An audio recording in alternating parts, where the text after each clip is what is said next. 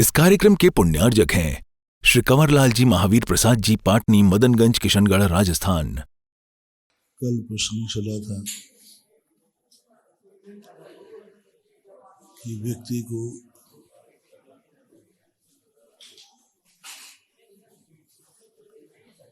अपने जीवन में कुछ इच्छाएं स्वयं जागृत करना चाहिए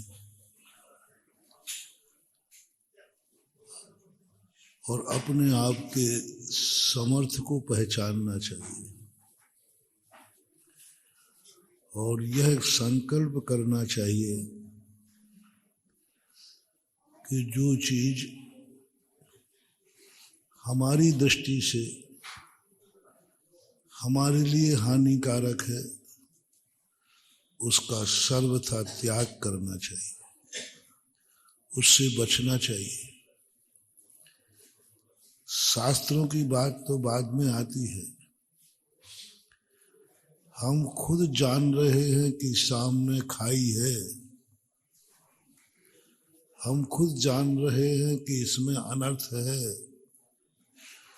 उसके बावजूद भी हम वही कार्य करते हैं, तो ऐसे व्यक्ति का भविष्य उज्जवल नहीं हो सकता। सबसे पहले महान अज्ञानी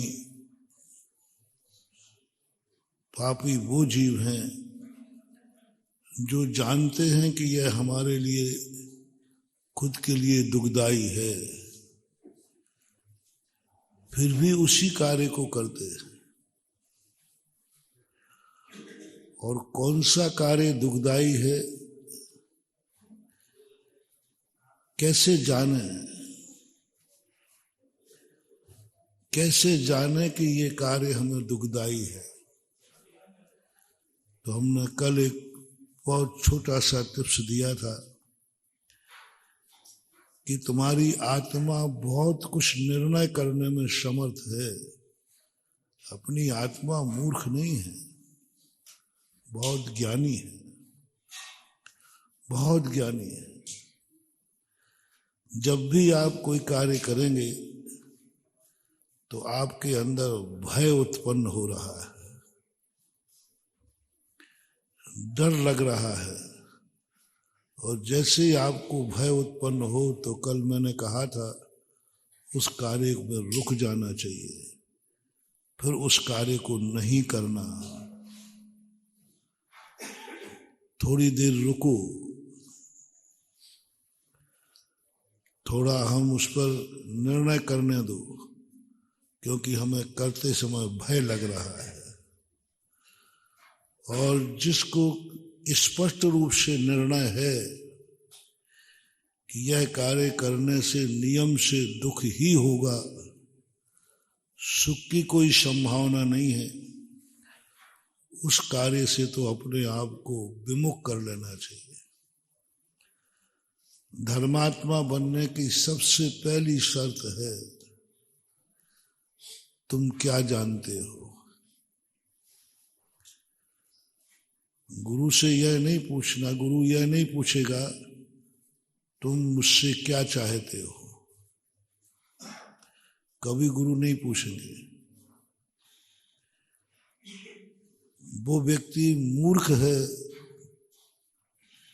वो व्यक्ति व्यापारी है और होशियार व्यापारी नहीं है जो ग्राहक से पूछता है कि तुम्हें क्या चाहिए। उसे जनरल स्टोर कहते हैं, कबाड़ा होता है क्या चाहिए। लेकिन जो बहुत बड़े व्यापारी, वो एक ही चीज, वहां क्या पूछना क्या चाहिए, वहां माल ही एक प्रकार का है, वहां माल ही एक प्रकार का है, दूसरी क्वालिटी ही नहीं है। तो फिर वो मालिक नहीं पूछता है कि तुम्हें क्या चाहिए। गुरु भी कभी ये नहीं पूछते कि तुम मेरे पास क्यों आए हो, तुम क्या चाहते हो। भगवान भी नहीं पूछता तुम क्या चाहते हो, जिनवाणी भी नहीं पूछती कि तुम क्या चाहते हो। और सच्ची मांग होती है तो वो भी नहीं पूछती बेटे से बेटा तू क्या चाहता है। जो माँ अपने बेटे से ये पूछे कि बेटा तू क्या चाहता है, समझ लेना वो माँ बहुत बड़ा अनर्थ कर रही है, बेटे का बहुत नुकसान करेगी। एक दिन हमने प्रवचन दिया था, माँ बेटे से पूछ करके भोजन न बनावे कि बोल बेटा क्या खाना है, बोल बेटा क्या खाना है, जो तू कहेगा वो बनाऊंगी। समझ लेना ये माँ खोटी माँ है, खोटी माँ है। और जो बेटा माँ जब ये पूछे तो दोनों में से एक को समझदार होना चाहिए। माँ यहां चूक गई, बेटे से पूछ रही है बताओ बेटा तो छोटा है, अज्ञानी है, मूर्ख है, तुम उसकी माँ हो। माँ बेटे से पूछ रही है क्या खाना है, तो बेटे को सावधान रहना चाहिए। कभी भी माँ के पूछने पर अपनी च्वाइस मत रखना, अपनी इच्छा मत रखना। यदि अपनी इच्छा तुमने रख दी तो तुम्हारा नुकसान तो हो गई, माँ ने तो नुकसान कर ही लिया। अब तुम्हें अपना बचाव करना है। ऐसी मूर्ख माँ तुम्हें मिल गई है, ऐसी मूर्ख माँ मिल गई है जो तुमसे पूछती है बेटा क्या खाना है। वो और महामूर्ख है जो ये कहे बेटा तू जो कहेगा वो बनाऊंगी। ये मूर्ख की परिभाषा तुमने और कहीं नहीं पढ़ी होगी, लेकिन आज इसी में सर्वनाश हो रहा है। माता के पास ये दो दुर्गुण इतने खतरनाक हैं, यही सर्वनाश करता है। तू क्या खाएगा, तू जो कहेगा वह खिलाओगे। प्यार है ना, लाडला बेटा है ना। और ये दुर्गुण कभी माँ के पास नहीं आना चाहिए। लेकिन अब माँ तो माँ होती है, मातृत्व कम होता है, लाड़ ज्यादा होता है। मातृत्व कम होता है, मोह ज्यादा होता है। मातृत्व कम होता है, बेटे को खुश रखने का भाव ज्यादा आता है। ऐसी माता यदि कभी मिले तो बेटे को कहा तुम सावधान हो जाना और तुरंत समझ लेना मेरी माँ बहुत मूर्ख है, ये मेरा हित नहीं कर पाएगी।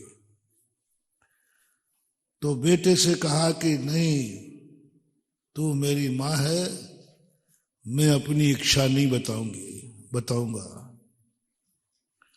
कभी भूलकर माँ के सामने अपनी इच्छा मत बताना। कल्याण चाहते हो, माँ पूछेगी, वो मोह में है, वो तेरे को खुश रखना चाहती है,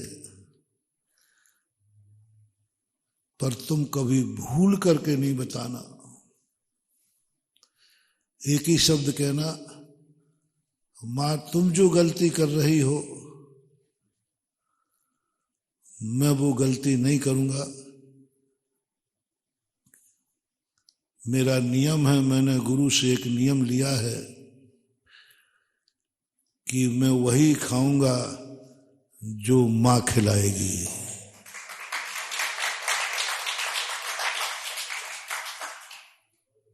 मैं वही खाऊंगा जो तू बनाएगी। तेरी इच्छा जो होगी मैं वही खाऊंगा। अब दोनों में से अंतर समझना। आप लोग गृहस्थ हो, बच्चा अपनी इच्छा से खाएगा, उसमें ज्यादा हित है कि माँ की इच्छा के अनुसार खाएगा, उसमें ज्यादा हित है। क्योंकि स्वयं की इच्छा से तो वो गलत ही खाएगा, खाते ही। तो ये बहुत बड़ा सूत्र दिया था, किसी भी पद को धारण करने के पहले उसके कानून का ज्ञान होना चाहिए। हम पद तो ले लेते हैं पर हमें पता ही नहीं रहता। हम गाड़ी चलाने बैठ जाते और हमें चलाने का कोई नियम मालूम नहीं। रोड के जो संकेत लगे वे ही पढ़ के नहीं जानते। अब तुम पढ़ने तो बैठ गए और रोड पे जो बोर्ड लगे हैं ना, इनके संकेत सबको नहीं आते समझ में, मुझे तो नहीं आते। और मैं गाड़ी की कोई ऐसा अनजाना व्यक्ति गाड़ी चलाए तो खतरा है। जैन दर्शन ने प्रत्येक वस्तु, जो तुम करना चाहते हो, जो कुछ तुम करना चाहते हो, उस संबंध में तुम क्या जानते हो। मैं मोक्ष मार्ग की बात नहीं कर रहा हूं, संसार के संबंध में कह रहा हूं। आप संसार करना चाहते हैं, मैं मना नहीं करूंगा, बस आपको इसके संबंध में कितना ज्ञान है, आप कितना जानते हैं। तो फिर आप करिए मत। जब जानते नहीं हैं तो करिए मत, पहले जानिए। आप माचिस की काड़ी जला रहे हैं, अग्नि के संबंध में क्या जानते हैं। आप गैस चूल्हा जला रहे हैं, जलाइए, जलाते हैं, आप क्या जानते हैं। खतरा है कि नहीं। गैस चूल्हा खुला छोड़ दिया और माचिस की काड़ी जला दी तो हम क्या जान रहे हैं। हमें क्या जानना, हमारा रोटी बनाने के लिए क्या जानना। अरे रोटी बनाने में मौत हो सकती है। गैस चूल्हा जलाना है, अब इस संबंध में क्या ट्रेनिंग करूं। नहीं, पूरा जानना है। कब लीकेज होता है, कैसे लगता है, थोड़ी सी चूक जिंदगी को खत्म कर सकते हो। कहने को क्या था, चूल्हा। कहने को क्या था, चूल्हा, और उसी से जिंदगी खत्म हो जाती है। चूल्हा जलाने के पहले जानो ये चूल्हे का स्वरूप क्या है, इसका कानून क्या है, इसका साइड इफेक्ट क्या है। एक छोटा सा उदाहरण, जैसे हर चीज के संबंध में करने के पहले उसके संबंध में सब चीजें जानो, सब चीजें जानो। जो कुछ भी तुम कर रहे हो, डाकू बन रहे हो, लो मैं पाप की तरफ तुम्हें ले जा रहा हूं। तुम्हारा मन हिंसा करने का हो रहा है, किसी को मारने का हो रहा है, चलो कोई बात नहीं। तुम मर्डर केस के संबंध में कितना जानते हो। देखो मैं मना नहीं कर रहा हूं, थोड़ा खुश हूं आज इसलिए कह रहा हूं, लेकिन मैं तुम्हें करने नहीं दूंगा। बस एक बात बता दो, तुम्हें गुस्सा आ रहा, महाराज मुझे बहुत गुस्सा आ रहा है, इसको निपटाने का भाव हो रहा है, आप भी मत रोकना महाराज, देखो मेरा गुस्सा बहुत तेज है, आपकी आज्ञा का उल्लंघन हो जाएगा, आप भी मना मत करना, क्योंकि हमें बहुत गुस्सा आ रहा है, इसने इतना गलत किया है, मैं तो इसको मार के रहूंगा। और महाराज जी आप आज्ञा दोगे तो आपकी आज्ञा का वो तो आप करते ही हो, कितनी बात मानते हो तो हमें भी मालूम है, 10% मान लो यही बहुत है। तो हम कहते हैं नहीं भैया मैं तुझे मारने से नहीं रोक रहा हूं, बिल्कुल मारने से नहीं रोक रहा हूं, तू तो माना। बस इतना बता दे मर्डर केस के संबंध में तुझे कितना ज्ञान है, कितना ज्ञान है। उसको तुम मार दोगे, उसने गलती की है, लेकिन उसके पीछे कितना नुकसान है। उसके बच्चों ने तो गलती नहीं की, बच्चे अनाथ हो जाएंगे, पत्नी ने तो गलती नहीं की, वो विधवा हो जाएगी, माँ ने तो गलती नहीं की, वो निपूती हो जाएगी। ये सब तुम्हें मालूम है, ये तो मैंने सोचा ही नहीं कि गलती एक ने की है और भुगतेगा कौन, पूरा परिवार। होता है कि नहीं। गलती तुमसे किसकी? एक को ही। थोड़ा रुको, नुकसान कितनों को है। फिर चलो, तुम मार दोगे, चलो मत सोचना, तुम अपना नुकसान तो सोचो। मर्डर केस करने की सजा क्या है? किसके लिए लड़ने पहुंच गए? बोले बच्चों के लिए। इसने मेरे बच्चों के साथ ऐसा किया। किसको लड़ने पहुंच गए? इसने मेरी पत्नी के साथ ऐसा किया, बुरी नजर डाली। किसको? इसने मेरी माँ को गाली दी। हाँ दी, बड़ा रिकॉर्ड है, रिकॉर्ड है इसमें। तो मैंने कहा तुम बिल्कुल झूठ नहीं बोल रहे, हम तो, आप तो कभी झूठ बोलते ही नहीं हो, और सांची कभी निकलती नहीं है। बार बार बड़ा देखो, आपको तो मालूम है मैं तो कभी झूठ बोलते नहीं, आदत में है। हम तो कभी झूठ बोल, आप तो झूठ बोलते ही नहीं महाराज, आपको भी मालूम। मैंने कहा मुझे तो मालूम नहीं है। अब आप स्वयं का देखिए, आप बच्चों के खातिर लड़ रहे हैं, उसको मर्डर कर दिया। एक दिन तुम्हारी नजर से बच्चा इधर हुआ, उसने उसको थप्पड़ मार दिया। अब तुम उसको मार दोगे तो बच्चों से कितने दिन के लिए दूर हो जाओगे? एक दिन एक छोटी सी नजर अंदाज करने पर बच्चे को ये हो गया। तुम बच्चों से प्यार करते हो। हम आजकल धर्म की ऊंची ऊंची बातें नहीं सुनाते, क्योंकि तुम बहुत बहाना, ये सब काम तो आपके हैं। हम तो अब जो तुम करते हो उसी में धर्म खोज लेते हैं। जो तुम करते हो ना, उसी की पढ़ाई करा देता हूं बस, और कुछ नहीं करना। तुम हिंसा करते हो, लो मैं हिंसा की पढ़ाई करा देता, अहिंसा की नहीं। क्योंकि अहिंसा नाम लेते ही तुम कहते महाराज देखो अहिंसा की बात मत करो, हम लोग गुस्सा आता है, क्रोध आता है, क्षमा की बात मत करो। क्षमा ममा हमारे कोष में नहीं है, तो आप लोगों के कोष में है। हमें तो गुस्सा आएगा तो हम तो निपटाएंगे, चलो कोई बात नहीं। बच्चों से कितनी देर के लिए अलग होके मर्डर करने पर केस लगेगा? तो आजीवन, आजीवन ही मान दे तो मृत्युदंड, ठीक है तो बड़े के। फिर बच्चों को कौन क्या करेगा? फिर बच्चों का क्या होगा? तुम जेल में चढ़ जाओगे। अभी एक बार किसी ने तुम्हारी पत्नी पर बुरी नजर डाली, तुम जेल में सड़ोगे, फिर कौन रोकने वाला होगा? माँ के प्रति तुम्हारा अनर्थ कर दिया, गाली दे दी, कल तुम जेल में पड़ोगे, फिर माँ की कौन रक्षा करेगा? इसका नाम है जैन दर्शन। जैन दर्शन अपने व्यक्ति को कायरता नहीं सिखाता। क्यों रोक दिया? क्यों तुमसे शस्त्र छुड़ा लिए?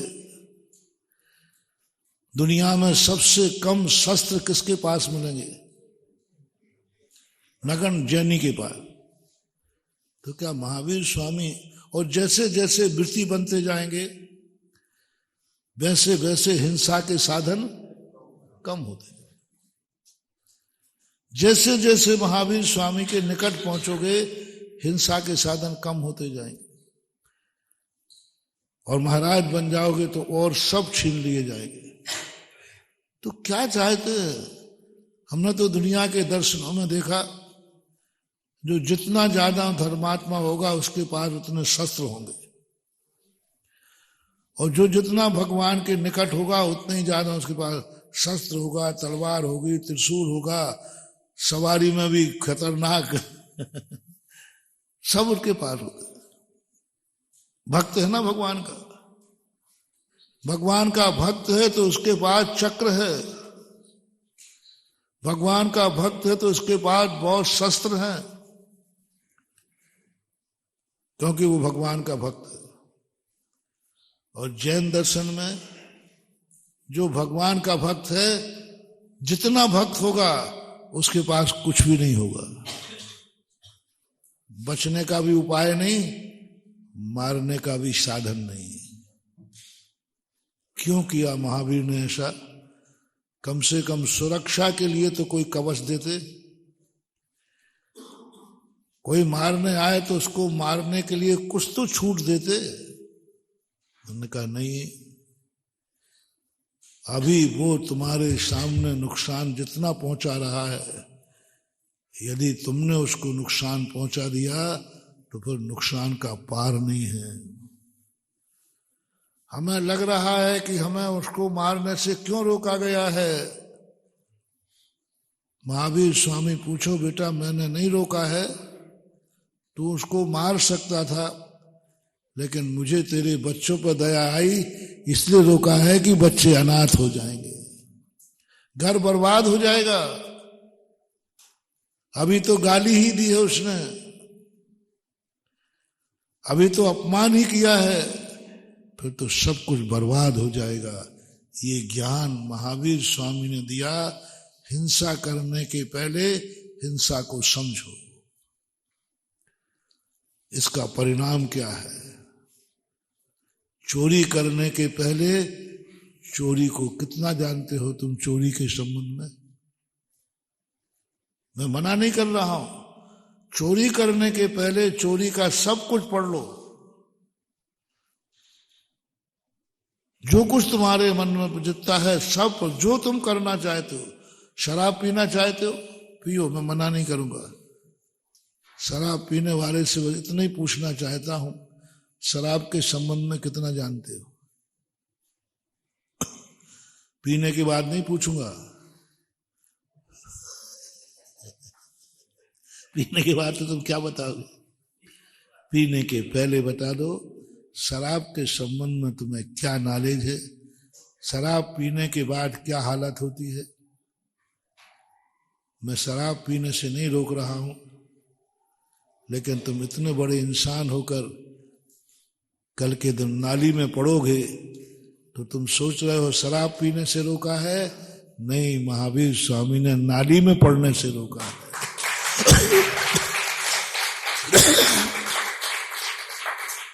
तुम इतने ज्ञानवान हो,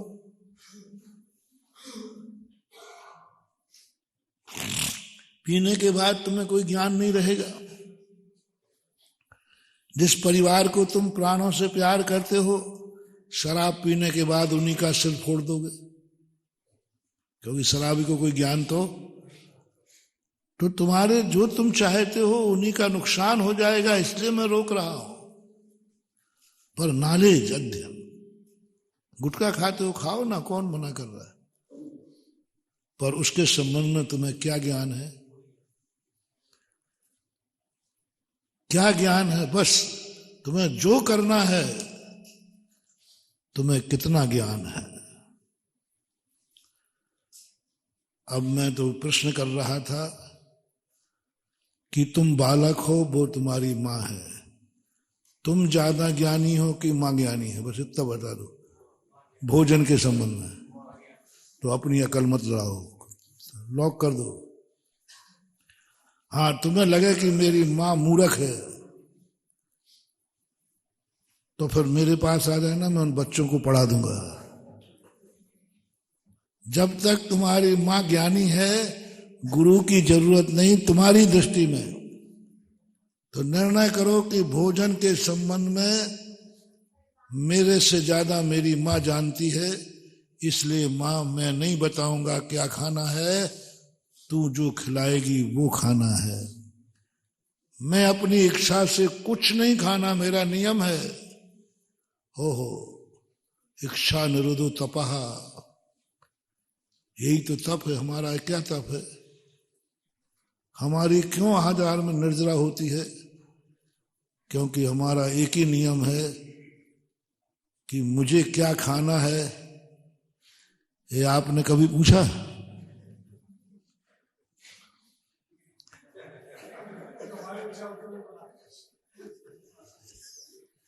कभी पूछ के खाना? मैं समझ लूंगा कि ये श्रावक महामूर्ख है, ये मेरा दुश्मन है। साधु तो फिर भी जानता है, लेकिन हमारी जो निर्जरा हो रही, खाते हुए भी निर्जरा हो रही, खाते हुए भी पुण्य बंद हो रहा है, क्योंकि मैं अपनी इच्छा से नहीं खा रहा हूं, श्रावक ने जो बनाया है वो खा रहा है। पाप बंद भोजन में नहीं है, पुण्य बंद भी भोजन में नहीं है। भोजन करना ना पुण्य है और ना पाप है, बस तुम किसकी इच्छा से खा रहे हो। मूलाचार पूज्यवर भट्ट के आचार्य महाराज उद्दिष्ट का त्याग कराते हैं।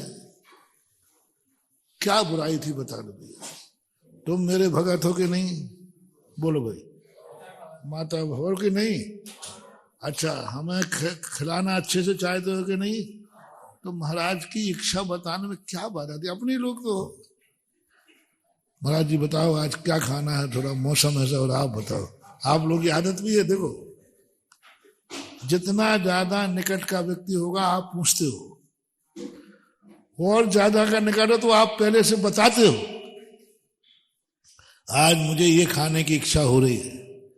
तो बताओ महाराज जी को क्या आपत्ति है? यदि मैं बताऊं तो तुम्हें बुरा लगेगा कि अच्छा लगेगा? नहीं, बहुत अच्छा लगेगा तुम्हें। क्या ओहो, क्या है जैन दर्शन, बहुत आनंद आता है।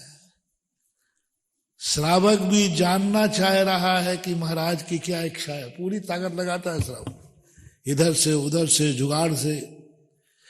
चौका लगाने के पहले एक आध दिन पहले देखने जाएगा, देखे महाराज क्या लेते हैं। स्वप्न में भी तुम भाव नहीं करते कि मैं कोई भोजन महाराज की इच्छा के विरुद्ध बनाऊं। क्या भाव आता है? मैं वही बनाऊं जो महाराज के लिए अच्छा हो, इसमें कोई संदेह नहीं। तो बताने में क्या आपत्ति है? कोई दुश्मन थोड़ी, अपने ही श्रावक है, कोई आपत्ति ना। आपको बुरा लगेगा ना कुछ लगेगा, लेकिन जिनवाने ने कहा तेरी असंख्यात गुणी नजरा रुक जाएगी। उद्दिष्ट का त्याग 11वीं प्रतिमा में कर दिया। मुनि बनने के पहले, मुनि बनने के पहले उसका नाम क्या रखा प्रतिमा का? सब प्रतिमाएं तो मुझे समझ में आ गई। पहली प्रतिमा ठीक है, दूसरी प्रतिमा ठीक है, तीसरी ठीक है क्योंकि इसमें सब त्याग है। सब प्रतिमाओं में पूरी प्रतिमा समझ में आई। 10वीं प्रतिमा तक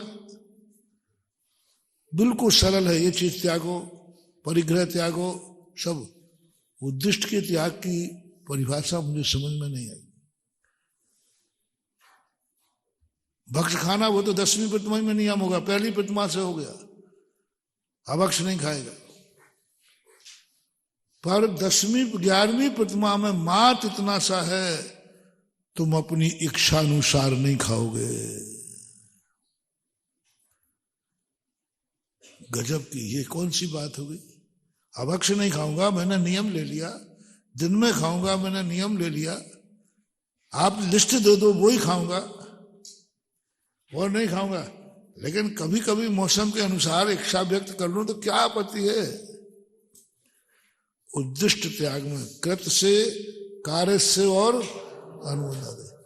तुम ये भाव नहीं आज मुझे ये मिल जाए, आज मुझे ये खाना है, ये भाव भी नहीं कर सकते, इशारे से भी नहीं बता सकते, दूसरे से नहीं बतवा सकते। उद्दिष्ट का त्याग पूरे विश्व के अंदर, उद्दिष्ट का त्याग किसी भी दर्शन में नहीं है, किसी भी दर्शन में नहीं। सब में यही कहा गया जो खाना है अपने भक्तों को बता दीजिए या खुद बना लीजिए अपने हाथ से। जंगलों में रहने वाले साधु भी जंगलों में फल फूल खाते, अपनी इच्छा से खाते थे। जो फल चाहिए वो खा लेते, नहीं खाना नहीं खाते। क्या बुराई है अपने हाथ से फल तोड़कर खाने में?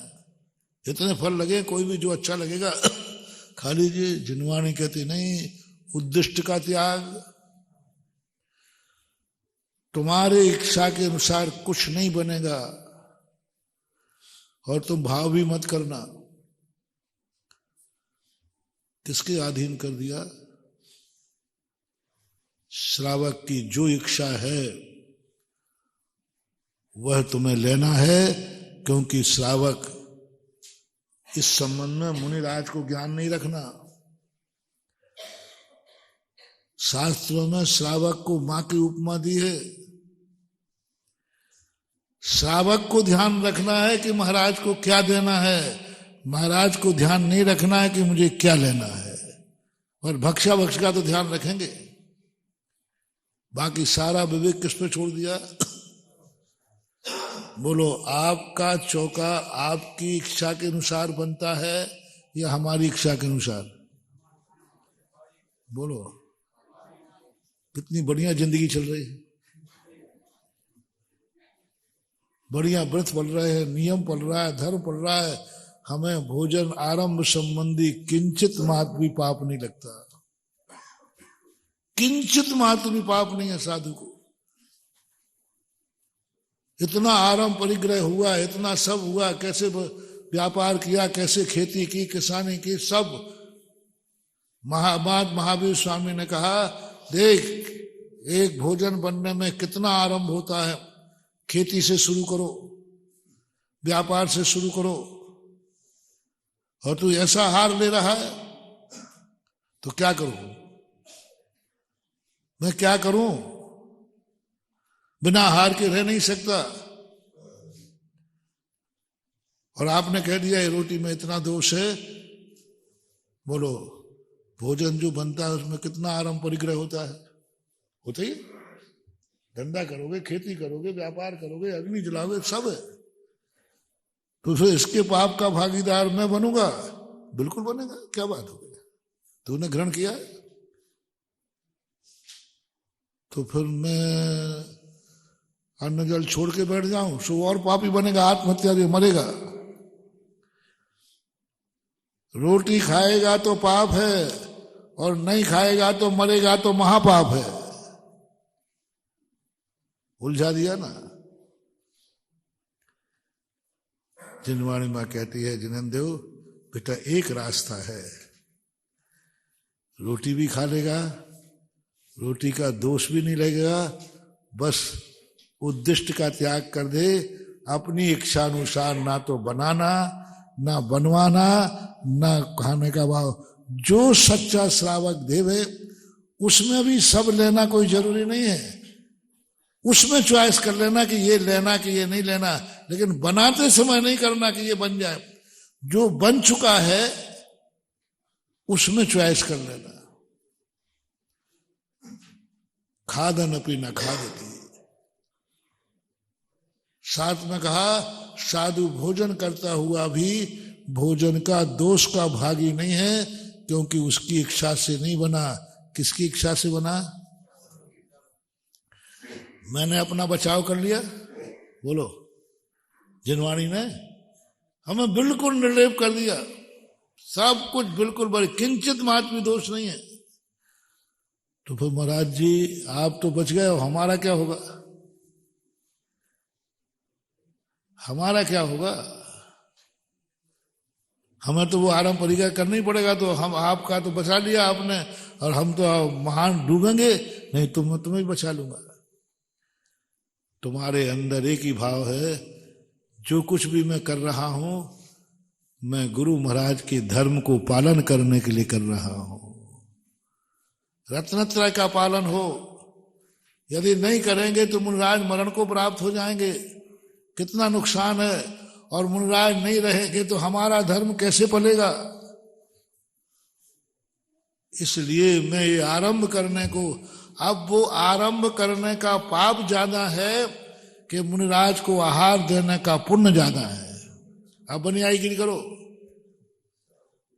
जो भोजन बनाने में दोष है वो दोष ज्यादा है कि आहार देने का पुण्य ज्यादा है? वाह, सावध लेशौ बहु पुण्य राशौ। दोष तो कम लगेगा, कमाई ज्यादा है, पुण्य बहुत ज्यादा है। रत्नत्रय का धर्म है, रत्नत्रय पड़ेगा तो मुनि बन नहीं पाएगा। लेकिन तूने जो हार दिया है उससे तो मुनिराज का रत्नत्रय पलेगा। और दिन भर 24 घंटे में महाराज जितनी कमाई करेंगे, 6वां भाग तेरे बैंक खाते में आएगा।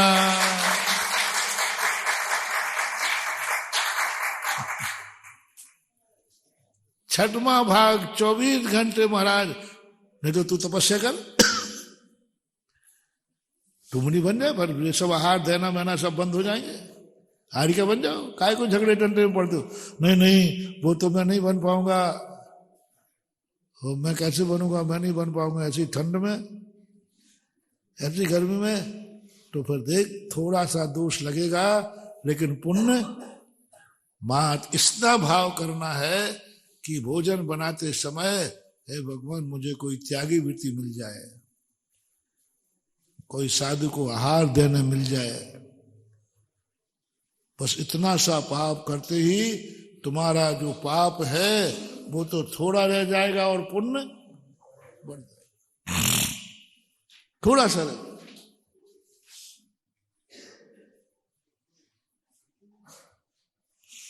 थोड़ा सा पाप लगेगा। ये भाव करना चाहिए, इतना सा भाव कर लो कि हे भगवान आज जो भोजन बना रहा हूं, बना रही हूं, ये त्यागी वृत्ति के अनुकूल हो और त्यागी वृत्ति मिल जाए, जो मिल जाए वही।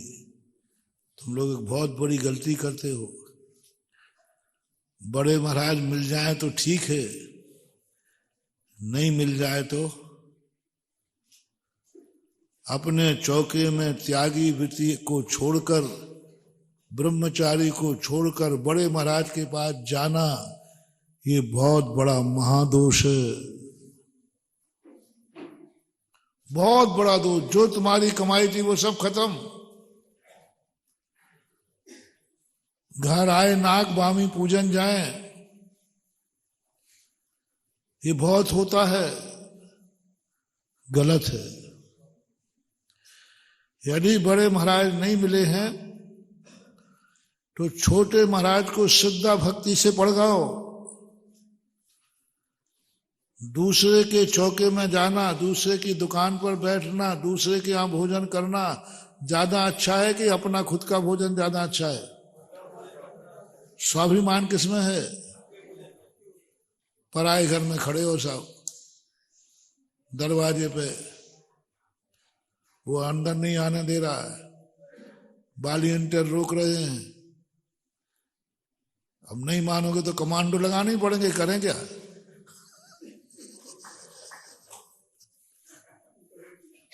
अब नहीं मानोगे तो कमांडो लगेंगे, और तो गली मध्य कमांडो नहीं तो पुलिस लगेगी, तुम्हारी उद्दंडता है। बोलो बाहर कमांडो या बना चौके जो वॉलंटियर लगते हैं ना, वे चौके वालों के लिए लगते हैं कि बाहर वालों के लिए लगते हैं? नहीं, चौके वालों के लिए लगते होंगे। तू महाराज को क्या खिला रहा पहले मुझे दिखा। नहीं नहीं नहीं, चौके वाले जाने, महाराज जाने, ये बाहर वालों को जो उद्दंडता करते हैं उनके लिए है। कभी जब अपने घर में चौका लगा हो, बहुत बड़ा मोटिवेशन दे रहा हूं, सारे भारत के लोग सुनो, अपने घर में चौका लगा हो और कोई छोटा सा ब्रह्मचारी भी मिल गया हो तो फिर दूसरे चौके में महाराज को भी आहार देने के लिए नहीं जाना चाहिए। देने का पुण्य कम है और त्यागी वृत्ति का अपमान करने का पुण्य ज्यादा है।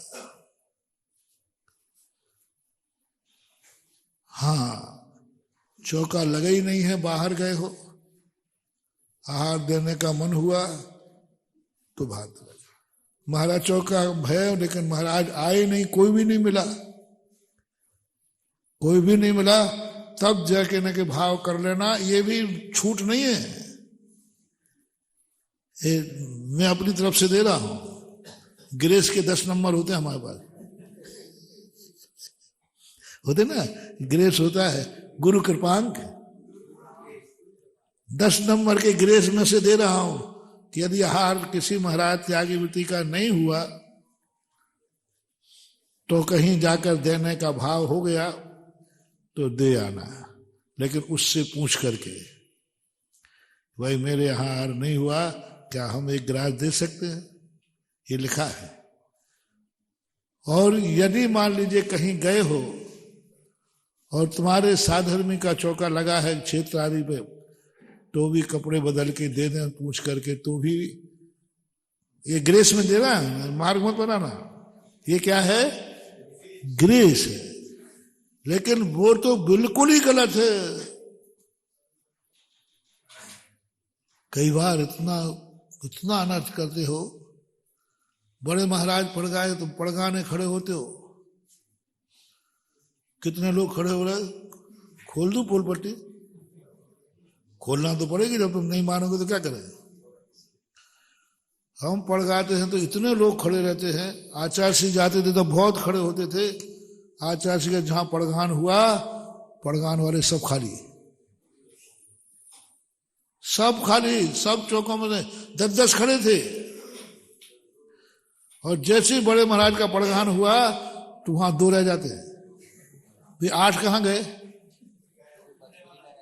भाई 8 कहां गए? 8 तो हमारे पहुंचने के पहले लाइन में मिलते हैं। अब मैं सोचता हूं ये तो बाजू के चौके में खड़ा था। अब देख तो लेते हैं, ऐसे थोड़ी कि नहीं देखता हूं, चौकों वालों में देखता तो है, ये तो बाजू वाले चौके, वहां तो मैं गए ही नहीं। और पट्टा हमसे पहले लाइन में जाके लगा, बोला पता नहीं कहां से पहुंच जाता है। हम रास्ते से जा रहे, कोई आगे निकलने नहीं देता हमें, और वो पता नहीं कौन सी विक्रिया रिद्धि करता है, आकाश मार्ग से जाता है, कहां से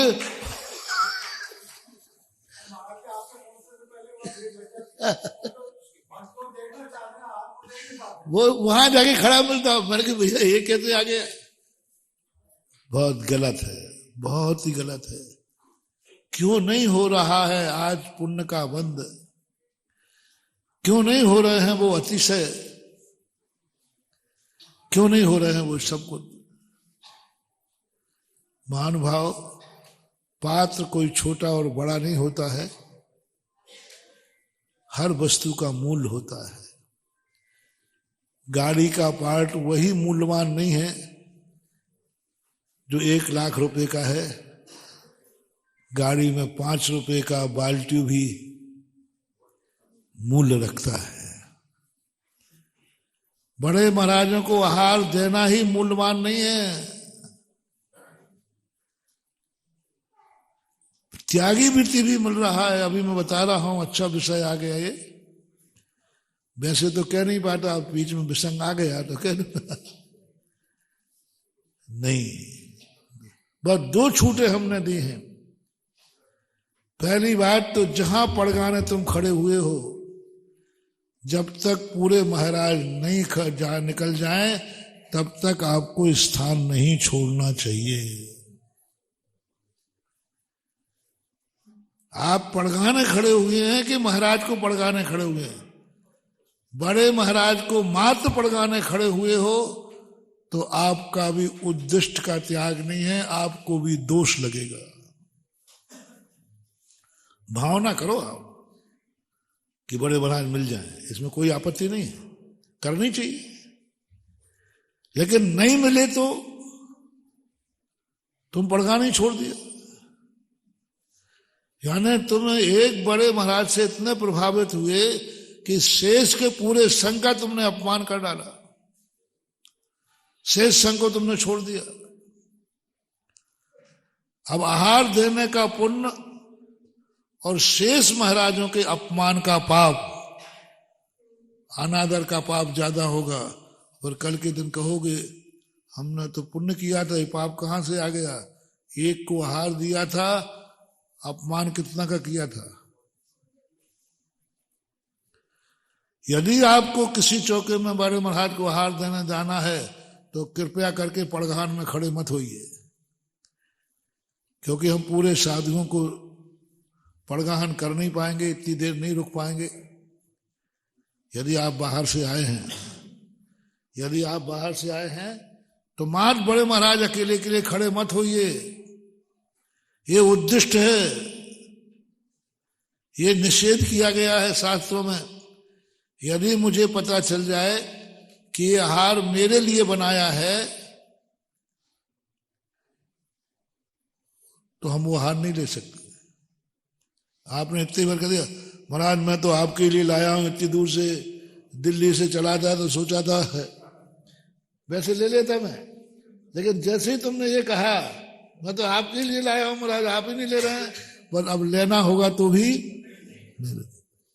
ऐसे ही महाराज मैं तो आपके लिए पड़गान खड़ा था, आप तो आए नहीं, अब तो कल भी नहीं आएंगे। यदि तुमने ये कह दिया महाराज देखो मैं इतने जल्दी इसलिए आया और आपके लिए बड़ा, आपने तो देखा ही नहीं, अब साधु वहां नहीं जा सकता। पड़गान के पहले पता चल जाए कि ये मेरे लिए मात्र खड़ा है। महाराज जी मैं देखो मैं बहुत दिन में पहली बार दे रहा हूं, आपके लिए ही खड़ा हो रहा हूं पड़गाने के लिए। अब साधु की विधि मिले या नहीं मिले, उसके यहां तो पड़गान नहीं हो सकता। और साधु करता है तो वो दोष का भागीदार है, और आप दोष के भागीदार हो।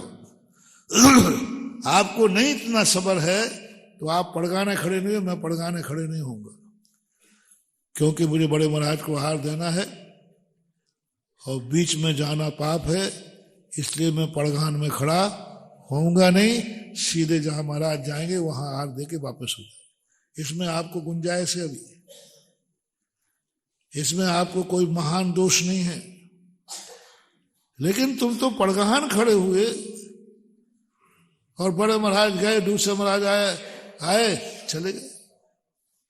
महानुभाव यह परंपरा बिल्कुल बंद होना चाहिए। सारे भारत को मेरा संदेशा है और चौके वालों से मेरा कहना है, तुम्हारे चौके में कोई पड़गान को खड़ा हो पहले बोल देना, आखिरी महाराज तक आपको खड़े रहना हो तो खड़े रहिए, नहीं तो जाइए। आप अपने चौके को सदोष मत कीजिए। ऐसे लोगों को अपने चौके में खड़े मत होने दो। स्पष्ट मना कर दिया, नहीं साहब पर हम दो लोग हैं तो ये दो लोग काफी है, आप आखिरी तक खड़े रहोगे। और दूसरी शर्त लगाइए, हमारे यहां यदि महाराज पड़गान हुआ किसी छोटे महाराज का भी, तो आपको आखिरी तक आहार देना पड़ेगा, आखिरी तक रहना पड़ेगा।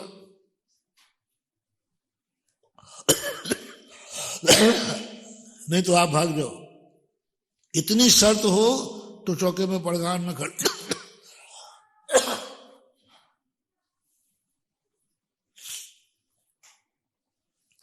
कई लोग छुल्ला के लोगों को महाराजों को पड़गा के बीच में खिसक जाते। मान लो कोई पीछे से आ भी गया कोई महाराज जल्दी, तो आगे और तुम्हारे सामने खड़ा हो गया तो परिक्रमा तो लगा लोगे, मन शुद्धि वचन शुद्धि, मतलब चलिए, वो पीछे से खिसक गया पट्टा। अब साधु कैसे हाल लेवे? जिन्होंने पड़गाया है यदि वो चौके में गायब हो जाएं तो साधु को आहार छोड़ के अंतराय करके वापस आ जाता है। वापस साधु को पता चल गया जिसने पड़गाया था, जिसने विधि मिली थी, वही गायब हो गया। नहीं जाना चाहिए। अब यदि जाना है तो उन महाराज से आज्ञा लीजिए, महाराज जी हमारे अभाग्य, हम आपको हार दे रहे, मेरा भाव है बाजू बड़े महाराज जी हैं, दे आऊं क्या? आप पूछ के जाइए, मुझे नहीं लगता कोई महाराज मना करेगा। लेकिन आपको इतना पुण्य लगेगा कि आपने वर्तमान साधु का सम्मान किया, आज्ञा ली, और आपको डबल पुण्य बंद होगा। और बिना बताए खिसक गए तो, बिना बताए यदि आप खिसक गए तो बहुत बड़ा मायाचारी का दोष लगेगा। गुरु से कपट, मित्र से चोरी, या हो निर्धन या हो कोड़ी। बिना बताए खिसक गए। साधु देखता रह रहा, जिसने पड़ गया था वो कहां गया, जिसने पड़ गया था वो कहां गया। हम लोगों को कई बार लौटना पड़ता है। इतना अपमान मत करो कि छोटा साधु पड़ गया और बड़ा दिख जाए तो उसको छोड़ देते। हाँ, एक बार संग में हुआ था, पड़गा लिया भले आदमी ने, उधर आचार्य लौट के आए तो पड़गाया साधु खड़े है बेचारा, वो अच्छा नमोद, अरे भैया अपने पड़गाया उसका क्या होगा?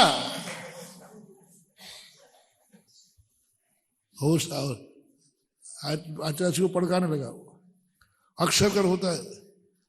महाराज लौट आए, उन्हें उपवास हो गया। महाराज जी ऐसा हो गया, आचार्य ने ठीक किया। अरे भाई जो साधु पड़गाया गया है, बीच में बड़ा आ गया है, तो फिर उससे अनुमति लीजिए। होता है चौकों में, मान लो कहीं चौका कम है, वही महाराज पहले से पड़गाया गया, तो जिन्होंने लिया उनसे महाराज जी लौट के आ रहे हैं, आपकी आज्ञा हो तो उनको भी पड़गा लो। बताओ कौन साधु मना करेगा? पर उनको क्या हो जाएगा, देखो इसने मेरा अपमान नहीं किया। होता है, कई बार होता है, हम लोग खुद कह देते हैं पड़गाहन के बाद, जब हम लोग चौके में बैठे ना, हम खुद से जाओ कोई महाराज लौट के आ रहा है, कहते हैं, व्यवहारिकता है। लेकिन तुम तो गायब ऐसे हो जाते हो कि पता ही नहीं कि चोरी से चपाटी से। ये बहुत बड़ा दोष है। महानुभाव, दान बरगद के बीच का छोटा भी दान यदि तुमने भक्ति से दिया, तुम्हारा ये बोलना चाहिए, आज मेरी किस्मत में बड़े महाराज का नहीं था, छोटे महाराज को श्रद्धा से पड़गाओ, भक्ति से पड़गाओ, मत हटो वहां से। आज मुझे पड़गा करके आहार देने का भाव है, बस एक नियम ले लो। पड़गाऊंगा नहीं, आहार देना है तो मैंने विधि बता दी, पड़गाने खड़े, और तुम्हारा भाव है कि मैं पड़गा करके ये आहार दूं, तो जो महाराज पड़गाने में मिले उसी महाराज को पड़गा के आहार दीजिए।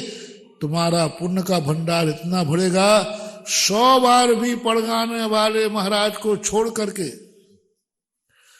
बड़े महाराज को क्या, साक्षात किसी महान आचार्यों को, महान साधु को भी आहार दोगे तो वो तुम्हारे पाप की कोटि में ही जाएगा। छोटे से महाराज को छोड़ करके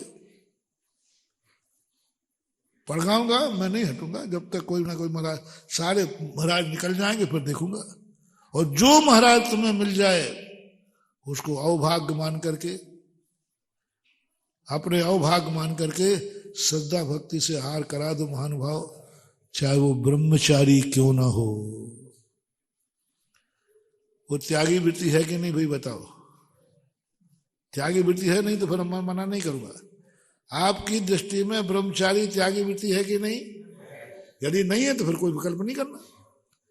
एलक छुल्लक छुल्लक एलक है कि नहीं? हारिका माता है कि नहीं? है तो कहा उसको कुपात्र कहा है। कितना अनर्थ कर रहे हैं लोग बात, बहुत देख के व्यथा हो जाती है, दुखी हो जाता है। लेकिन अब आहार चर्या की बात कह नहीं सकता, पता नहीं वर्षों में पहली बार अभी कहने में आ रहा है, आज वो निमित्त बन गया। मत करो, शांति के साथ जो महाराज मिले हैं उनको शांति से दो, जो त्यागी वृत्ति मिला है शांति से दो, और अच्छी तरह उनका हार कराओ। आप बड़े महाराज को देने गए पड़गान के बाद, छोटे महाराज का अंतराय आ गया, उनको शाम के अंतों की व्यवस्था होगी शायद नहीं। बड़े महाराज तो एक बार कहते, छोटे महाराज क्या बिगड़ता है, शाम को फिर उठ जाएंगे। बोलो ना, क्या कर रहे हैं? तुम्हारे छोटे महाराज को पड़गाया, तुम पड़गा, और उनको अंतराय हो गया। 24 घंटे वो भी निकालेंगे, वो भी एक टाइम आहार करते हैं। अब आहार, मुनिराज को आहार देने का पुण्य और एलक जी को तुम्हारे कारण से अंतराय आने का पाप, इन दोनों में से तुम ही बता दो पुण्य क्या है। आहार देने में पुण्य ज्यादा है कि अंतराय में पाप ज्यादा है? अंतराय में पाप ज्यादा है 100 गुना। आहार देने मिले या नहीं मिले, लेकिन अंतराय नहीं आना, ये है। और जैसे तैसे आहार दिया और उसमें अंतराय आ गया तो वो ठीक नहीं है।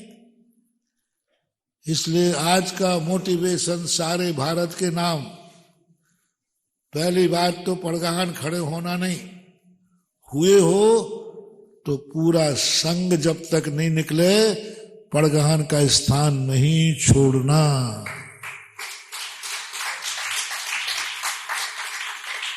बिल्कुल नहीं छोड़ना, नहीं, खड़े रहेंगे आखिरी तक। पड़गहन के बाद जो साधु हमें मिला है उसी को हम श्रद्धा भक्ति से हार उसी को देंगे, कोई बात नहीं। आप देखो उसका चमत्कार। आज छोटे महाराज को आप श्रद्धा भक्ति से हार दे दीजिए, इतना पुण्य बनेगा कि कल बड़े महाराज तुम्हारे दरवाजे खड़े मिलेंगे। और यदि तुमने जाके मायाचारी करके दी, छोड़ के चले गए, तो मात दूसरे के चौके में जिंदगी भर हार देते ना, तुम्हारी किस्मत कभी नसीब नहीं होगा ही नहीं नसीब। और होगा तो कब अंतराय आ जाएगा, कभी नसीब नहीं। इसलिए छोटे महाराज को तुम श्रद्धा भक्ति से हार देखो और पुण्य देखना तुम्हारा,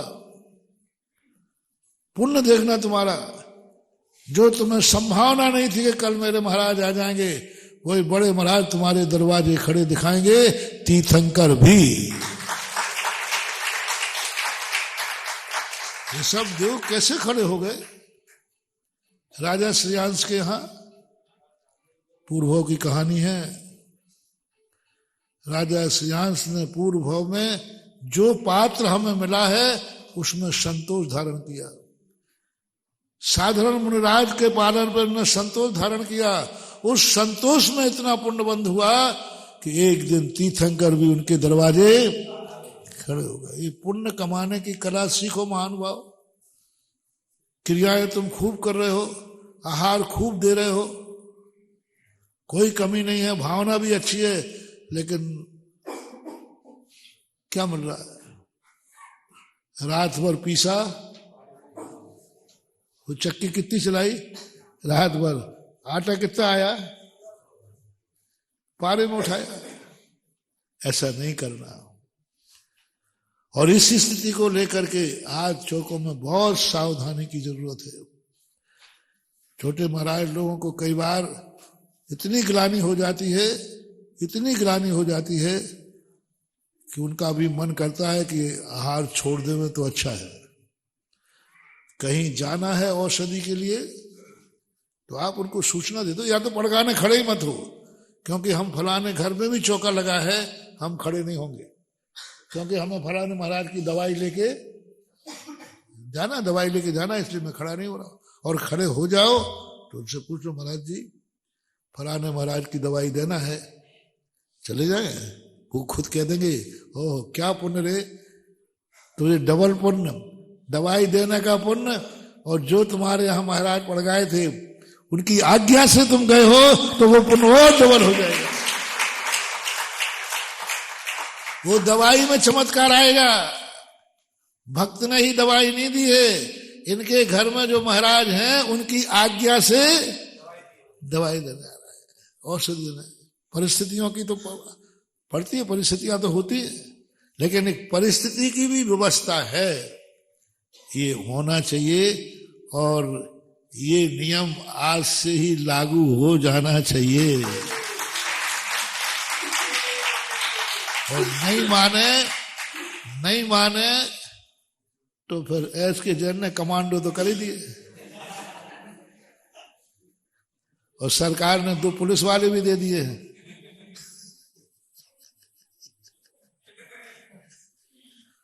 फिर आप कहोगे महाराज ये क्या मचा रखा है, आपके साथ भी आजकल कमांडो चलने लगे। करें क्या? हमारे साथ कमांडो जो चल रहे हैं वो दुश्मनों के लिए नहीं चल रहे हैं। बोलो ना, क्या बात है, क्या बात महानुभाव। अपने भक्तों के लिए रोकने के, अपन खुद स्वयं सेवक हैं। अब एक श्रावक कल था, अब कमांडो बेचारे मालूम तो था नहीं, वो बीच में जो परेशान कर रहा था, मेरे सामने आ रहा था बार और मुझे आड़ पड़ रही थी, तो मैं उसको 2 बार कह चुका कि भाई सर फिर आ जाओ। तो एक कमांडो ने हार गया, भाई इधर आ जाओ, उसने छू लिया। अरे तूने छू लिया? तो उसने नहीं छुआ, तुम्हारी उद्दंडता को उसको छूना पड़ा। वो देख रहा था कि महाराज आपको 2 बार रोक चुके हैं और तू मान नहीं रहा, तो उसने सीधा सा पकड़ के हाथ पकड़ लिया और तूने छू लिया। मैंने कहा मजा आ गया।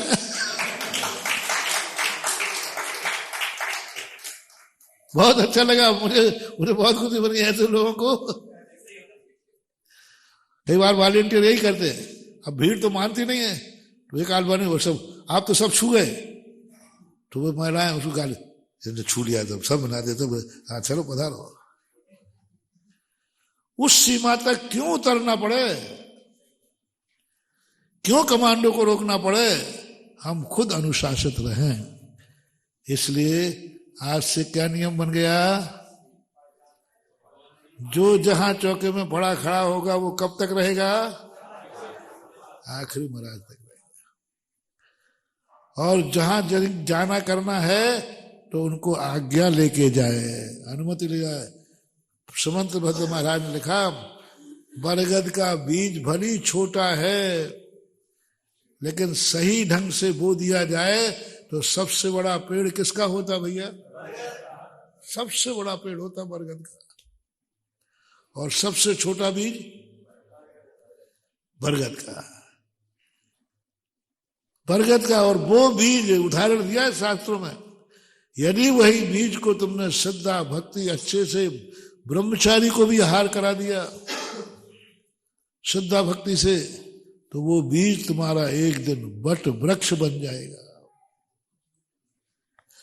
तो ये व्यवस्थाएं आप लोगों को, और चौके वालों से मेरा कहना है, बाहर वाले चौकों से कोई सामान मत आने दो। हाँ, तुमने काय के लिए बनाया है? सुबह से परेशान हुआ है, कोई दवाई आबादी बात है, वो बात अलग है, कोई दवाई आदि। चौके वाले का सामान ही रखा रहता है, बेचारे ने बनाया वो तो कोई मतलब नहीं, और बाहर से सामान आ जाता है, वो पूरा चल जाता है, उसमें विशुद्धि नहीं है। जिसके पड़गान हुआ है उसने महानुभाव उड़द के छिलके भी बनाए हैं ना, तो भी वो शतरस भोजन का काम करेंगे। और तुम कितना ही बना के ले जाओ, पेट तो भर जाएगा। क्या कहा? थोड़ा 2-4 चटनी फटनी होगी तो चटोनिया तो हो जाएगा, पेट तो भर जाएगा, लेकिन विशुद्धि नहीं बढ़ेगी। और साधु पेट भरने के लिए आहार नहीं करता है, अपने रत्नत्रय पालन करने के लिए आहार करता है।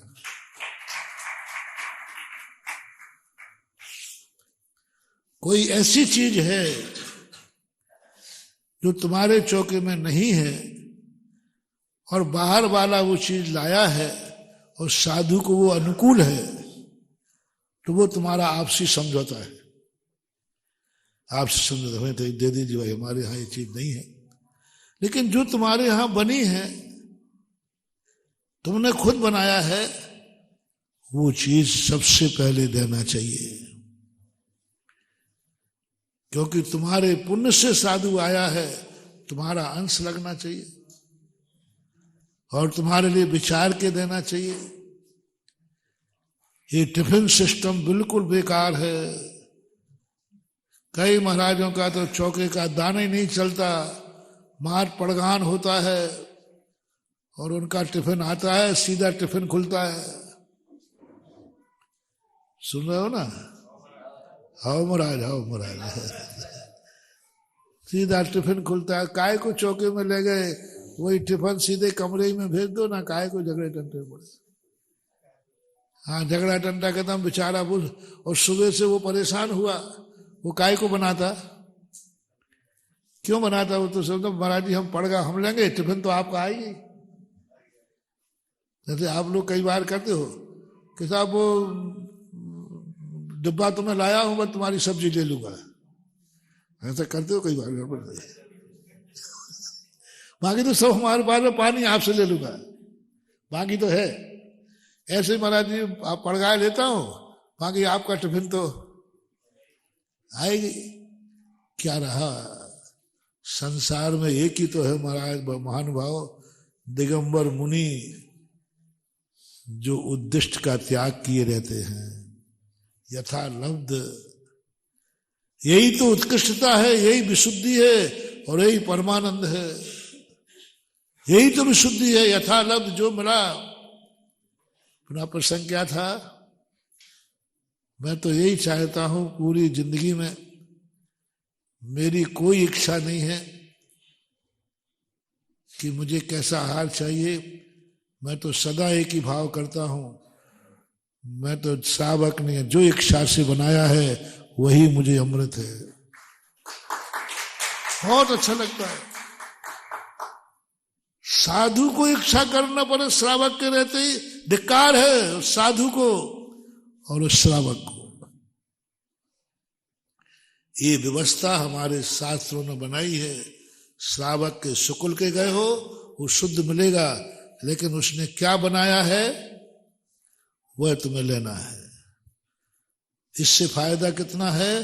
असंख्यात गुणी निर्जरा, पाप से मुक्त, कुछ नहीं, हमें किंचित मात्र भी पाप का लेप नहीं लगता, क्योंकि मैंने अपनी इच्छा से बनवाई नहीं, मैंने चौका लगवाई नहीं। चौका किसने लगाया? जल्दी बोलो। चौके में सामान किसने बनाया? किसकी इच्छा से बनाया? तुम जानो, तुम्हारा काम जाना, अपन तो फ्री है। इसलिए साधु को भौरा कहा। भौरा हमारी चर्या भ्रामरी चर्या है। भौरा क्या करता है? फूल में से रस ले लेता है, लेकिन फूल को धक्का नहीं लेता। श्रावक ने अपनी मर्जी से बनाया है, वो दे रहा है, भक्ति से दे रहा है।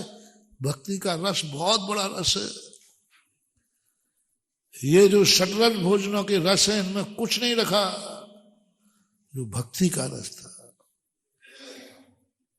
7 महीने 8 दिन ऋषभ देव घूमते रहे। किसके भूखे थे वो? किसके भूखे थे? रोटियों के? भक्ति रस के भूखे थे। नवदा भक्ति नहीं मिल रही थी। आहार तो उन्होंने क्या लिया? 3 अंजलि। यदि रस के भूखे होते तो 3 अंजलि रस लेते क्या? किसके भूखे थे? भक्ति के भूखे थे। नवदा भक्ति का जो रस है महानुभाव, उस रस के आगे संसार के सारे रस फीके हैं।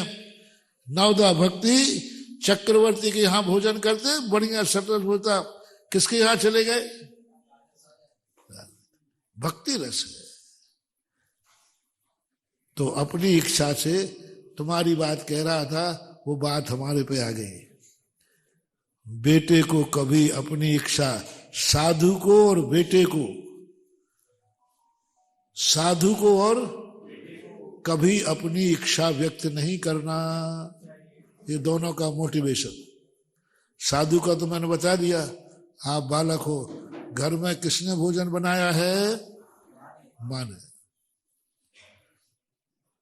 माँ के स्थान पर तुम अपना परिवार ले लेना, पत्नी भी, बहन भी, सब वो एक ही है, कभी भूल कर नहीं जाएगा। चक्रवर्ती के संबंध में आता है, सब कुछ वो करता है, लेकिन कभी उसने अपनी इच्छा व्यक्त नहीं की मैं ये खाऊंगा। बोले घर में है, पत्नी है, माँ है, वो जो इच्छा से खिलाएगी, कोई जहर थोड़ी खिलाएगी। कह देना माँ से, माँ आज पूछ लिया तो पूछ लिया, मैंने नियम लिया है जो माँ खिलाएगी वही खाऊंगा, मुझे कोई विकल्प नहीं है, जैसा खिला तू। और मेरा दावा है, अपनी इच्छा से खाने वालों का अनर्थ हो सकता है, माँ की इच्छा से खाने वाले का कभी अनर्थ नहीं हो सकता, क्योंकि वो माँ है, वो तुम्हारे लिए कर रही है, तुम्हारे लिए सोच रही है। तुम क्या सोचोगे? तुम माँ चटवनियां सोच सकते हो, और माँ तुम्हारी जिंदगी सोचती है, ताकत सोचती है, हित सोचती है। इसलिए आज माताओं को मोटिवेशन क्या है? कभी बच्चे की इच्छा नहीं पूछना, कभी इच्छा के अनुसार बच्चों को ऐसे संस्कार करो, कहो जो मैं खिलाऊंगी वो खाना है तुझे। और बेटों से कहना है मारो। अब पिताजी की बात ले लो। पिता कभी बेटे को किमिक्षक वरदान न दे। बेटा बोल कितने चाहिए आज, बोल क्या चाहिए, तेरा जन्मदिन है ना, बोल क्या चाहिए। कभी भूल करके बेटे से नहीं कहना, वो बाप दुश्मन है बेटे का, पूर्व का बैरी है।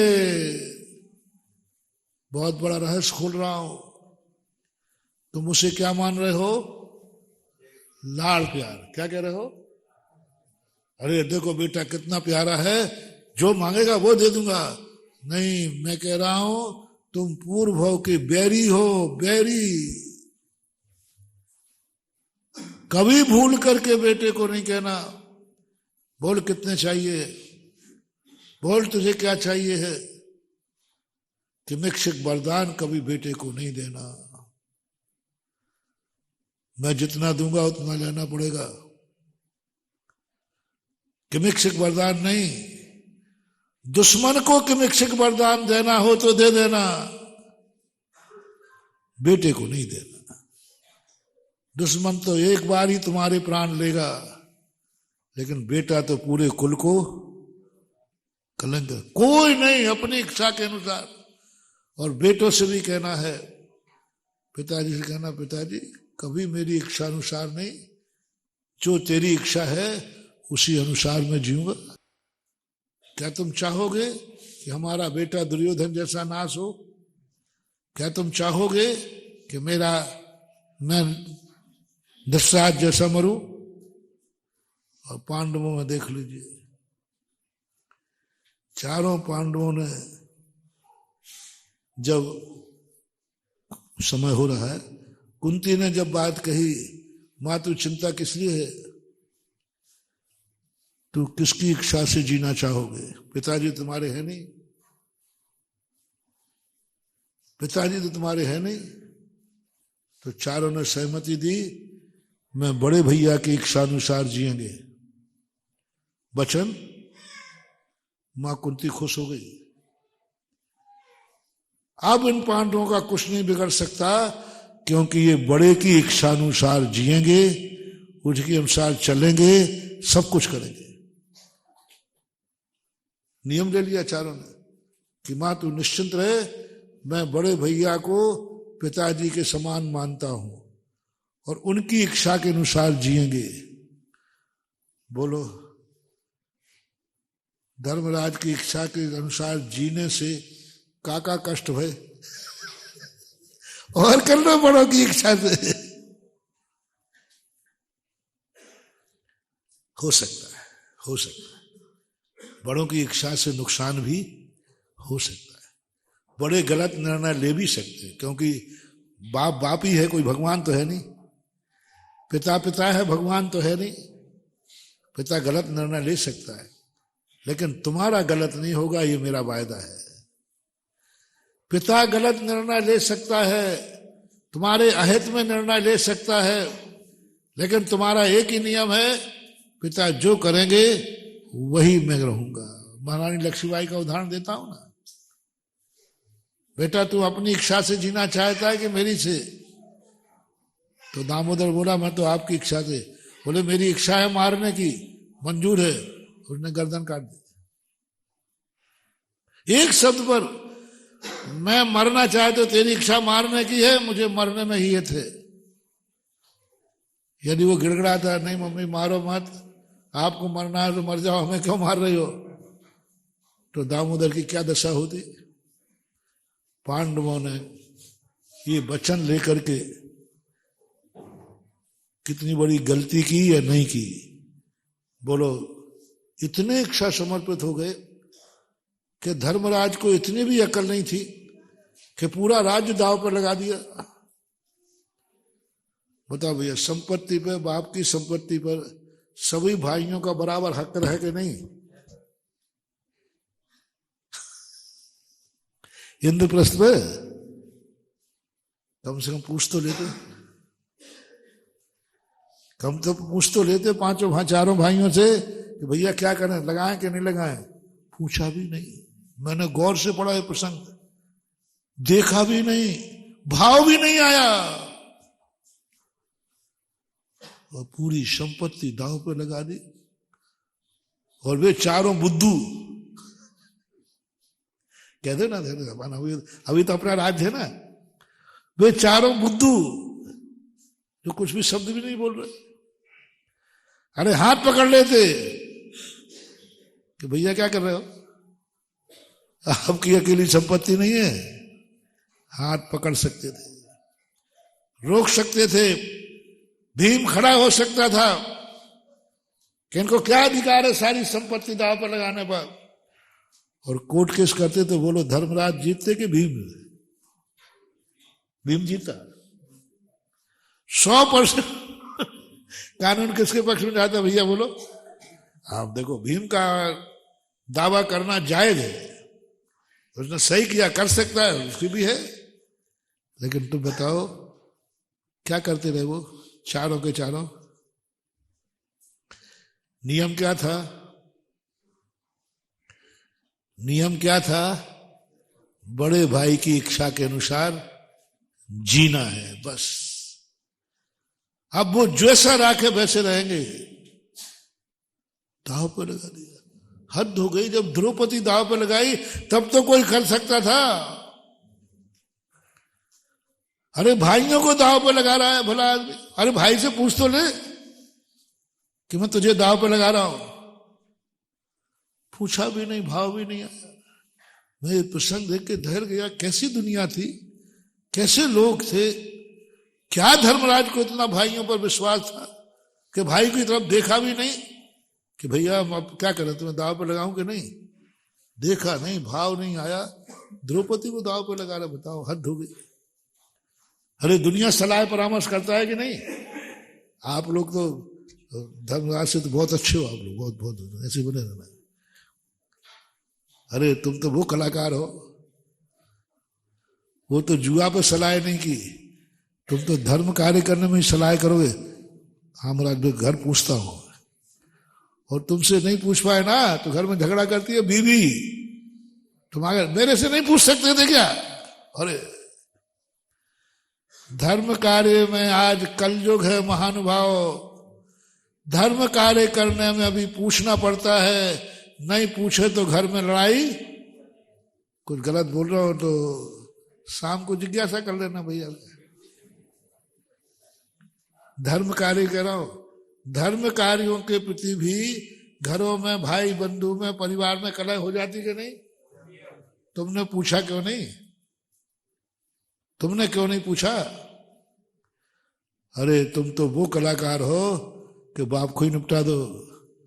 पापा आप बोली लेके आ गए, मैं भी अब आपकी बराबरी का हो गया हूं। हाँ, बाप की बराबरी पे हो गया पट्टा। ऐसे कहते माँ बाप को रुला देते हैं बच्चे, बहू दान में, अधर्म में नहीं। माँ बाप को, सास ससुर को बेटा बहू दान थोड़ा सा बोल जाए तो रुला देते हैं, ऐसे उलाहना देते हैं कि अब वो तो तुम ही जानो, हम तो सुनते रहते हैं। मेरे सामने कई केस आते हैं, लेकिन क्या कुछ नहीं बोले। एक बार भीम ने बताते हैं, जब द्रौपदी का चीरहरण हुआ तो भीम को बताते थोड़ा गुस्सा आया। द्रौपदी के बाल खींच रहे हैं तो उसको गुस्सा उठा, तो धर्मराज ने क्या किया? इशारा। क्या धर्मराज को रोकना चाहिए? और ऐसे मौके पर भीम को रुकना चाहिए? ऐसे मौके पर नकुल सहदेव को, अर्जुन को रुकना चाहिए? आपसे पूछा, अपन प्रस्ताव पास करते। महानुभाव मेरे से भी पूछोगे शायद मैं कह दूंगा नहीं रुकना चाहिए, विरोध करना चाहिए। हाँ, मैं तुम्हारे पक्ष में जाऊंगा पक्का है। गलत कार्य कर रहा है मैं कहूंगा बिल्कुल रोकना चाहिए, हाथ पकड़ लो। और भैया से कह दो कि ऐसा नहीं होगा, बाप से भी करे तो बाप से भी कह दो मैं तुम्हारे साथ हूं बेटा। लेकिन तुम तो उसकी कहानी बताओ। भीम को रोक दिया, इशारे से किया, भीम शांत। भीम मान गया, भीम मान गया और वनवास हो गया। कोई दुनिया की ताकत पांडवों को वनवास नहीं दे सकती थी। मात्र एक कारण से वनवास हुआ कि चारों ने नियम ले लिया कि मैं बड़ों की आज्ञा में, बस उनकी इच्छा से जीऊंगा। अब उनकी इच्छा से जीने का परिणाम अच्छा हुआ कि बुरा हुआ? देख लो, तुमने अच्छा किया तो बेटा तुम्हें वही करना है, और ये आज बोल दो महाराज बुरा हुआ। धर्मराज जानते थे भीम शकुनी मामा ने ऐसा फंसाया है, यदि तुमने विरोध किया तो वनवास है, बल्कि मौत भी है। क्योंकि राज आज्ञा का, राज के कार्य में विघ्न डालना, और वचन दे चुके हैं, भीम कुछ नहीं कर सकते। वनवास में जाकर एक दिन आया, बोले भैया मुझे समझ में नहीं आया, आप धर्मात्मा थे, आपकी मजबूरी थी, आपने मुझे क्यों रोका? मैंने तो कोई वचन नहीं दिया था सभा में, मैं तो जुआ नहीं खेल रहा था, मैं तो बारी नहीं हारा था, आप हारे थे, आपने वचन दिया था, मैं तो फ्री था, तो मैं तो विरोध कर लेता। तब धर्मराज ने खोटा, भीम दोनों में दुर्गति थी अपनी, बल्कि फांसी और मिल सकती थी। शकुनी मामा का षड्यंत्र था, क्योंकि राजकीय कानून को तुम नहीं जानते हो। वनवास हुआ, कष्ट उठाया, लेकिन अंत और बता दो, अंत और बता दो। कौरव अपनी इच्छा से चले तो उनका अंत क्या हुआ? पांडव बड़ों की इच्छा से चले, उनका अंत क्या हुआ? ये है प्रयोजन का निर्णय, आप बता दो। कौन सा आशीर्वाद दे दूं, दुर्योधन वाला कि पांडव वाला? नुकसान हो सकता है, लेकिन अंत बुरा नहीं होगा। क्या कहा? माँ बाप की आज्ञा में चलने में, गुरु की आज्ञा चलने में कष्ट हो सकता है, कष्ट हो सकता है, परेशानियां आ सकती हैं, लेकिन अंत कभी बुरा नहीं हो सकता। इसलिए आज जो मूल विषय जो मैं बता रहा था, घरों में किसकी इच्छा, बेटे को किसकी इच्छा के अनुसार खाना है, अपनी जिंदगी कैसे जीना है, माँ बाप की इच्छा के अनुसार, बड़ों की इच्छा में। यदि तुम ये पाल लेना, फिर मैं बताऊंगा कि गुरु के अनुसार, इच्छा के अनुसार जीना है, कि गुरु को अपनी इच्छा अनुसार जिलाना है। अब बताऊंगा गुरु को। पहले तो मैंने कह दिया कि मैं आहार के मामले में तुम्हारी इच्छा के अनुसार खाऊंगा। बोलो ये हो रहा है कि नहीं? जल्दी बोल दो, नहीं तो कितने साल से खा रहा हूं? बताओ भाई, बताओ। एमपी वाले भी हमें जाना था, और राजस्थान वाले भी जानते हैं कि भैया बताओ कितने साल से तुम्हारी इच्छा के अनुसार खा रहा हूं। चुपचाप जो तुम देते हो, मैं तो हुआ कुछ नहीं करता, ऐसे ही कर रहता हूं। तुम्हारी थाली तक नहीं देखता कि तुम थाली में क्या रखा है, ये भी नहीं पूछता तुमने क्या नहीं। पहले पूछ के पड़का दो, पहले बताओ क्या बनाया है? क्या पूछना? श्रावक है, भक्त है, सुबह से लगा है, तुम तो 10 मिनट में खा के आ जाओगे। वो सुबह से चिंता कर रहा है, कल से चिंता कर रहा है, 24 घंटे सोचता है क्या देना क्या नहीं देना, सब सोचता। हम क्या सोचे? तो बोलो भाई ईमानदारी से, कितने साल हो गए हमें आहार लेते हुए? सन 1978 से ले रहा हूं, ब्रह्मचारी अवस्था की मानते, 78 से।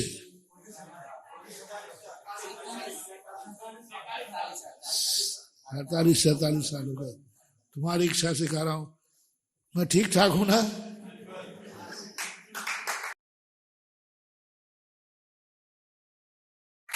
अब एक अर्थ में कह दूं,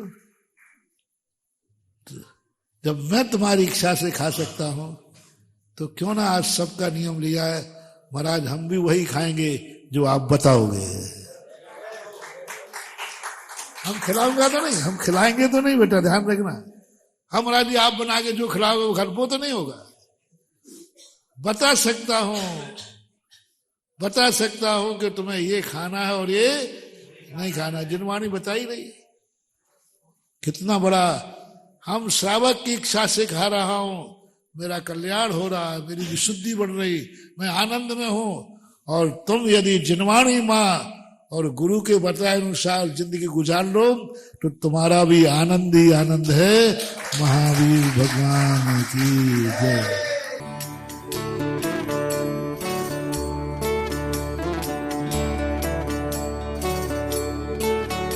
इस कार्यक्रम के पुण्यार्जक हैं श्री कंवरलाल जी महावीर प्रसाद जी, पाटनी, मदनगंज, किशनगढ़, राजस्थान।